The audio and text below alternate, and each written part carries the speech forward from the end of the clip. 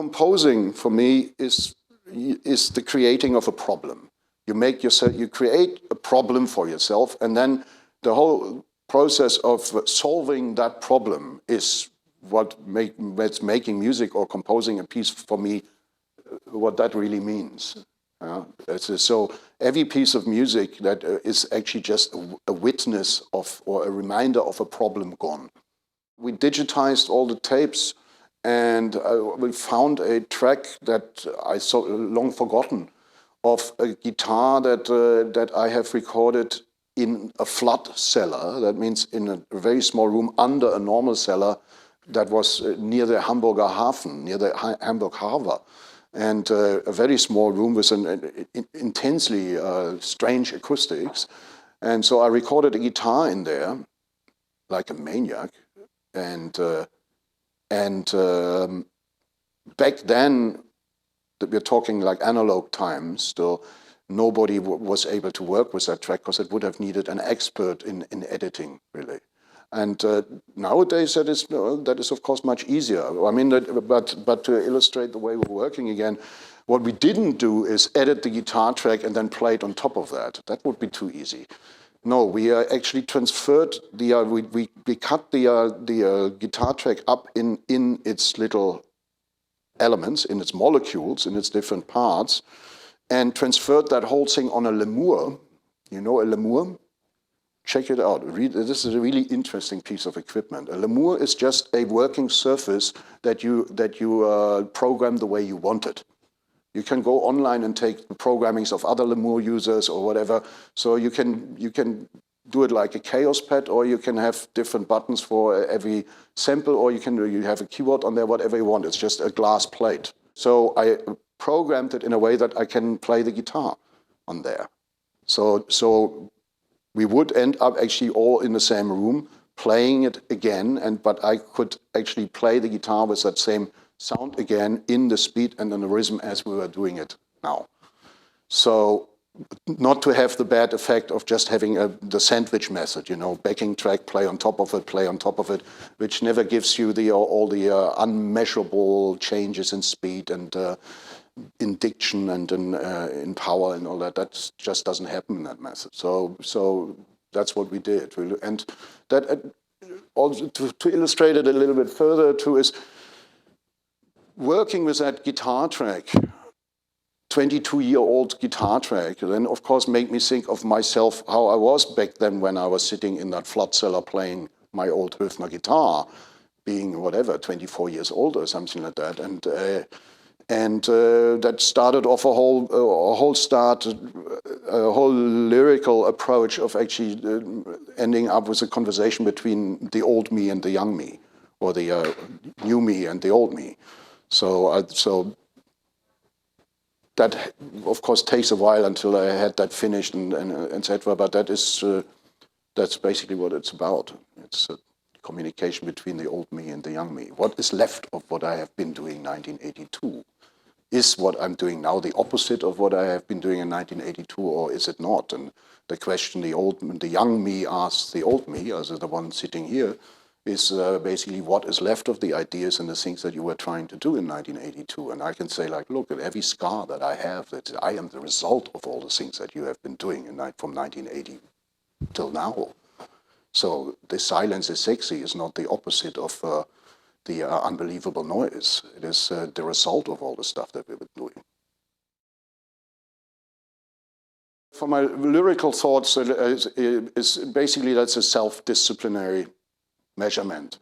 I write every day, not because I feel inclined to do so, it is just to discipline myself. So I write something every day, and of course that ends up in my computer.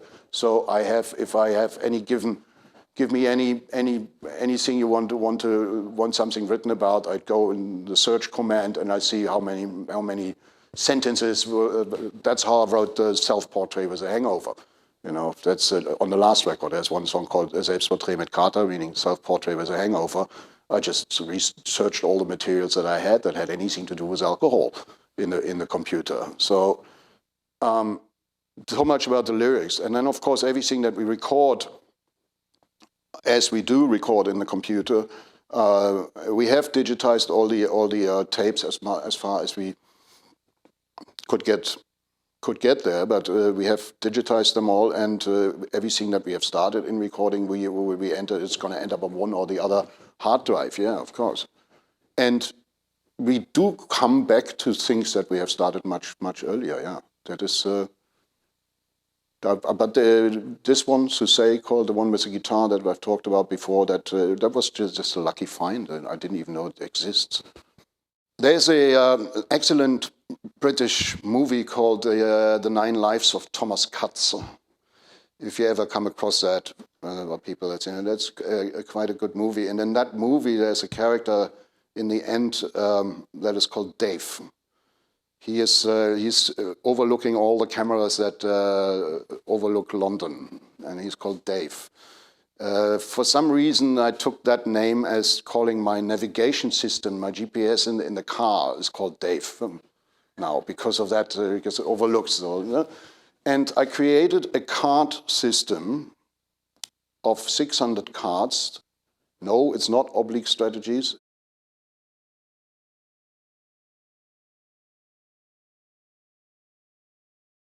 600 cards very much are based on Neubauten, on any kind of good idea that this band ever had, or in any material that we have ever worked with. So you simply get cards that say polystyrene, or let's say amplified spring, or things like that. And some of them are really cryptic, like Ask Andrew, or some of them are very clear. What we usually do is, so we for this particular phase 3, we have given to the supporters every month a new song for download. And all these songs were created using that card system. What we usually do is each one is drawing 3, or if necessary, more cards, and keeps them to themselves, and then interprets them however he feels they should be interpreted. Like I get cards like to be on the more cryptic side. I once had the 3 cards saying playing a wall, play the wall with your hands and a gas. That was not easy, but what I ended up doing is playing, you know how these studio walls are, having this pyramidal shape thing. So I played one of those studio walls with an air compressor pistol. A very good sound, but it's not something that you come up. Oh, I want to play the wall. No, that's not what. So the card system, even having all these unusual instruments, doing that for such a long time sets in a routine. You know how to play these things. You know how to get particular things out of whatever object there is. And to undermine that safety and to subvert that process, I have created these cards. Lucky enough, we did 15 pieces in the last year with using that card system. Lucky enough, they all worked. Everything ended up.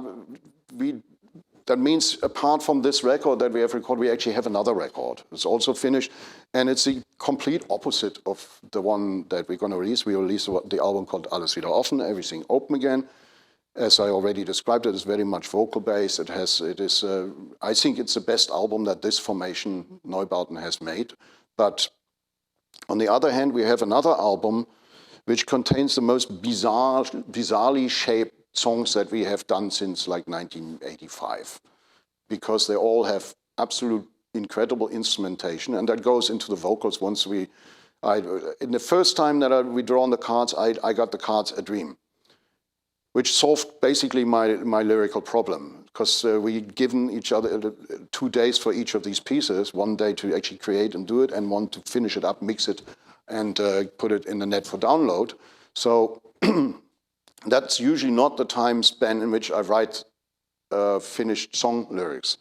And because the first time it asked for a dream, I just said, okay, well, I go through all my different dream protocols, and I make everyone a dream. That didn't mean I didn't narrate dreams over it, but I used all the dream protocols and changed them to actually fit. So you not just got very, very bizarrely instrumented and composed little jewels of music, but the lyrics are equally bizarre. So that's I'm looking forward to unleash that to the public at some point. That record, that is, it's great. It's very entertaining. That's how we work with the cards. We have used that on this album also, but mainly once we felt, okay, we do need some overdubs on something, and then we actually draw cards and see what the cards, and of course the cards come up with completely things that you wouldn't have thought of to do. So you can hear that on While. There's a lot of strange manipulations to the actual rhythm track, and that was a card command. So it's useful. It's useful to undermine routines.